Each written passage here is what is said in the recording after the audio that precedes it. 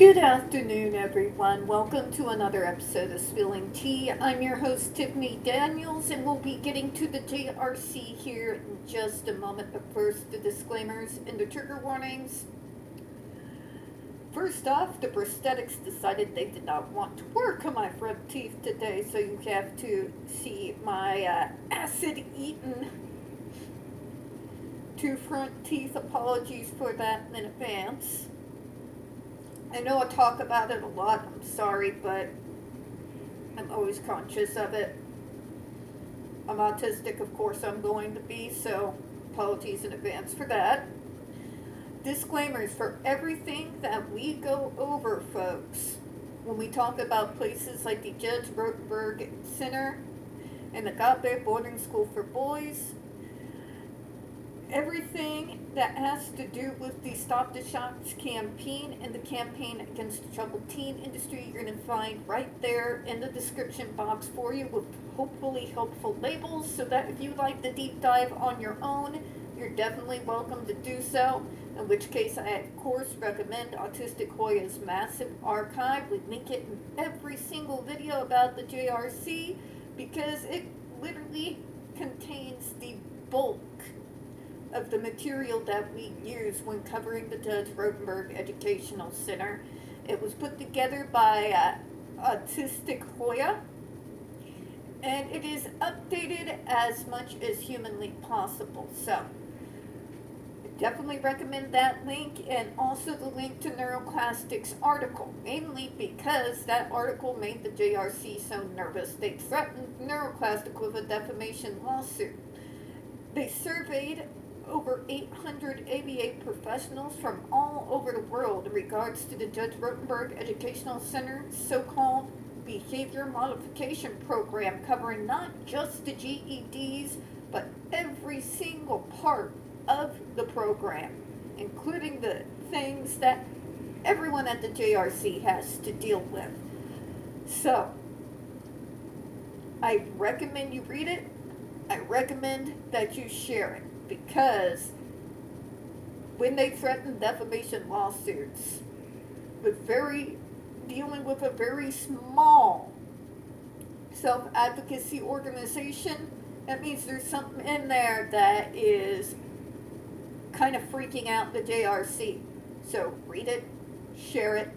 We have also Neuroclastic's GoFundMe that a few of us, not me, I wish I would have been the one who came up with the idea first, but somebody got there before me. But we have it linked in there just in case the JRC sees through with their threat, because unlike the JRC, we unfortunately do not have unlimited access to Benjamins.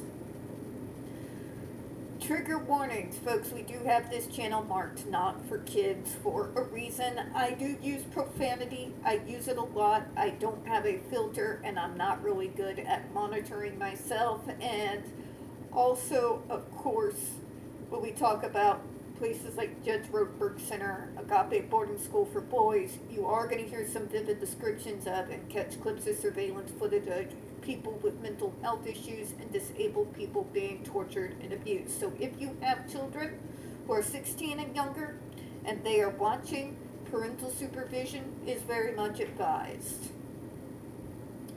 Alright guys, remember we are reading through the support for Bill H.180, once again coming from the consent decree of 1987 that the JRC has used to hold the Massachusetts courts basically hostage to be able to continue to not only shock kids, but to have judges sign off so that they can be put on human shock collars.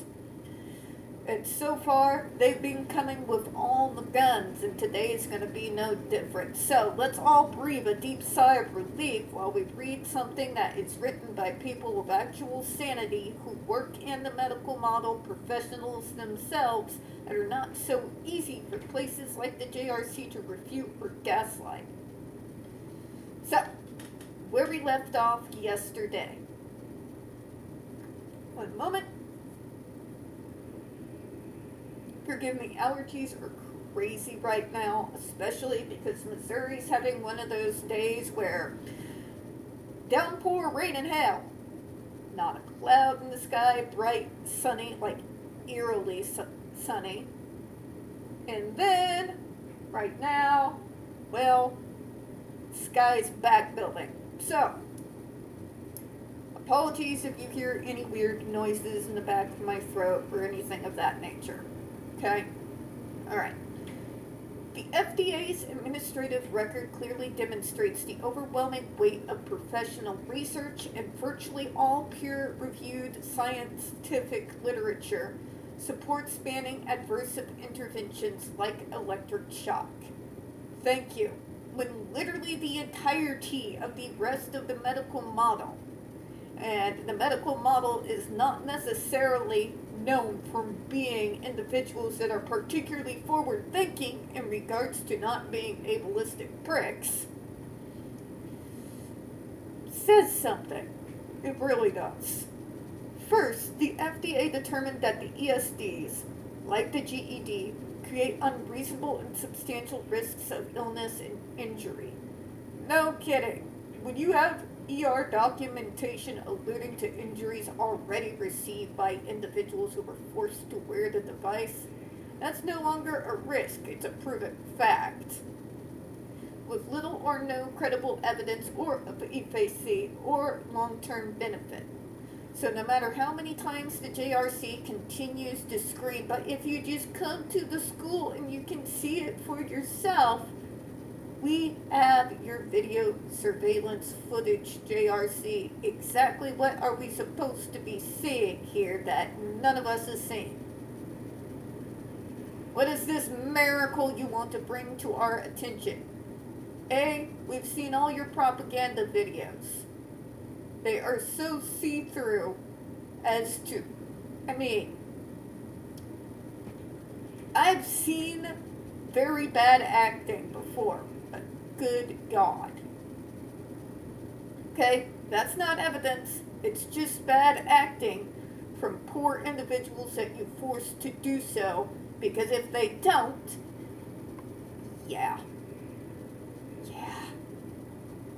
no real evidence. So even if they go there and take your little propaganda tour, it still proves nothing at all. Them going and, catering to your hurt feelings is not going to make evidence magically appear out of thin air. Just saying.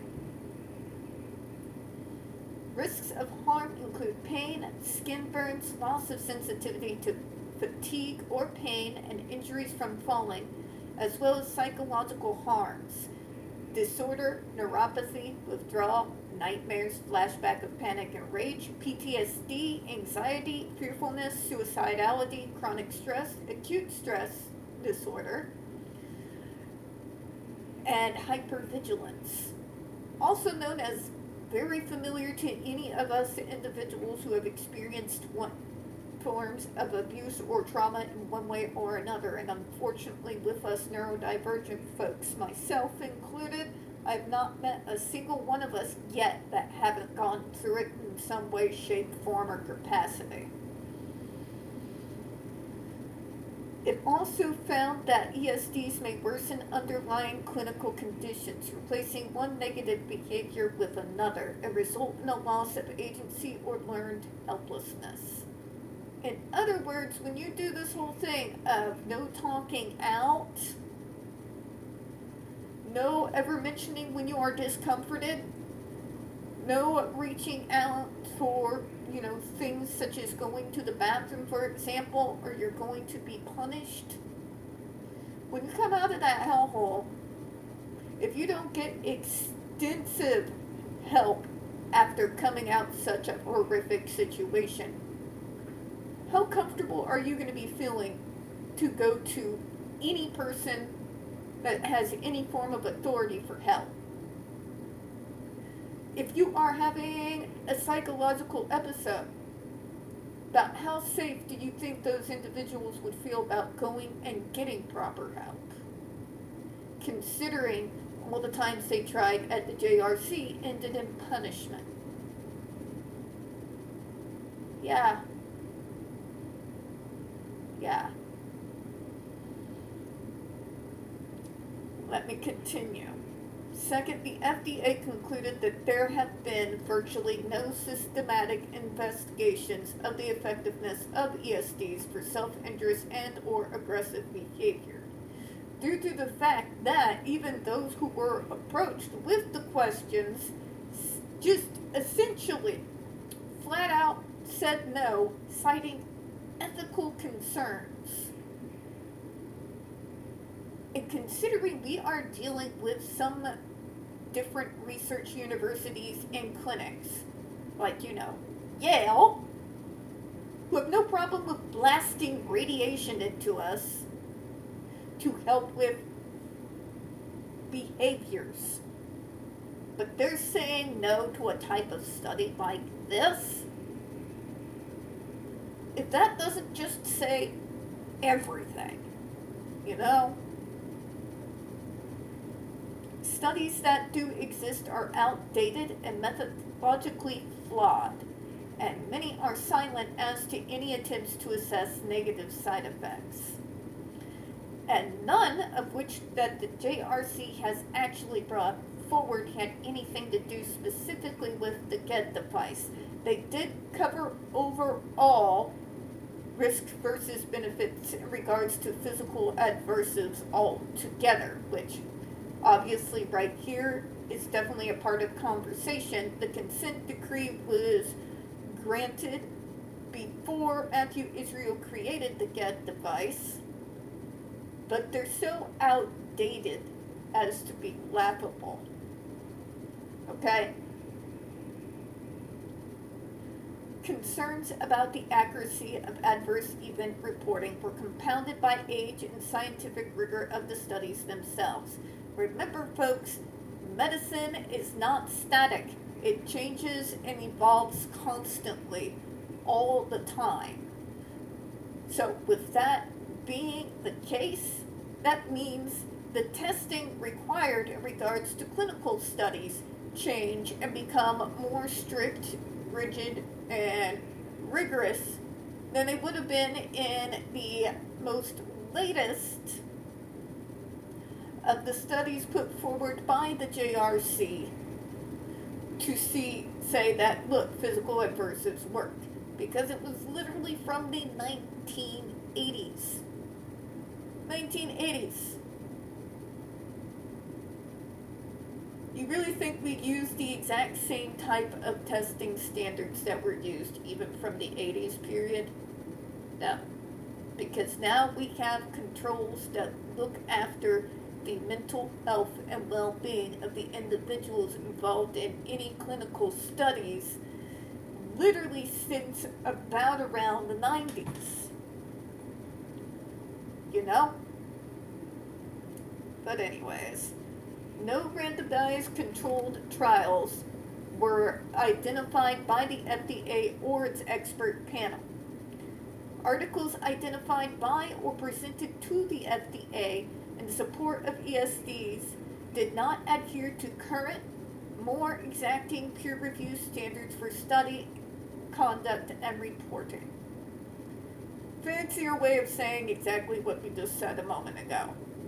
The FDA also considered the potential for bias in case studies reporting only ESD benefits and no side effects, including the possibility that some investigators may have been predisposed to see only positive side effects. Especially since the individuals who were doing the clinical study was the JRC themselves. There was no outside doctor that was allowed to participate in that study that was conducted by the JRC. Which means they all got their checks signed by said JRC. It's in their best interest to be predisposed to only see the positives and none of the negatives. You know? Just saying. This potential for bias and overlooking adverse events includes the largest case study, A retrospective review conducted by the JRC. The freaking worst review and clinical study I've seen, like, literally ever. I have literally seen, like, third grade science projects at science fairs that look more professionally done than that clinical study. In fact, if you guys want to take a look, we actually went over that clinical study. It's one of the many videos. I know these videos are not very well organized. I apologize about that. I'm not the best in regards to this particular forum. So I apologize for that in advance. Now, things are getting dark outside and blinky, and my power just kind of wonked out there a little bit. So, before things start going crazy weather-wise, we're going to go ahead and close out here real quick before the weather does it for us. We don't get very many views on this channel, and the few we do get do tend to get removed from time to time. So folks, if you would be so kind, please don't forget to hit the like button, hit subscribe, and as always folks, please don't forget to hit the comments. I do appreciate your time. And as always, folks, we here at Spilling Tea absolutely do hope you have a good one. If things don't go too nuts, I'll see you again here in just a moment. Bye-bye, everyone.